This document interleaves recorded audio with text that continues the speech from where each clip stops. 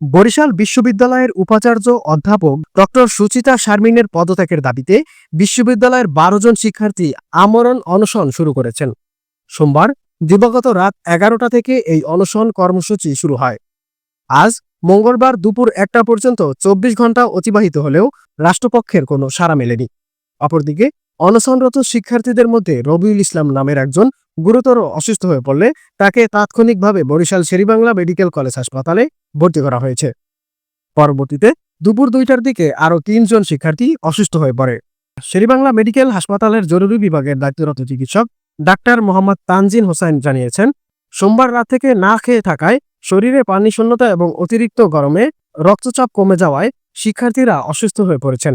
আপাতত তাদের স্যালাইন দিয়ে রাখা হয়েছে। উপাচার্যের পদত্যাগ না হওয়া পর্যন্ত অনশন চালিয়ে যাওয়ার দৃঢ় প্রত্যয় ব্যক্ত করেছেন আন্দোলনরত শিক্ষার্থীরা। তাদের স্পষ্ট ঘোষণা, উপাচার্যকে না সরানো পর্যন্ত তারা অনশন ভাঙবেন না। এমনকি প্রয়োজনে জীবন উৎসর্গ করতেও তারা প্রস্তুত রয়েছেন। একই দাবিতে আজ মঙ্গলবার বিকেল ৪টা থেকে মহাসড়ক অবরোধ করে দক্ষিণাঞ্চল অচল করে দেওয়ার ঘোষণা দিয়েছেন শিক্ষার্থীরা। বিশ্ববিদ্যালয়ের coastal studies and disaster management বিভাগের চেয়ারম্যান ও সহযোগী অধ্যাপক ডক্টর হাফিজ আশরাফুল হক শিক্ষার্থীদের এই যৌক্তিক আন্দোলনে সমর্থন জানিয়েছেন। আরিফ ইন্ডিয়ার স্মার্ট সংবাদ নিউজ ডেস্ক।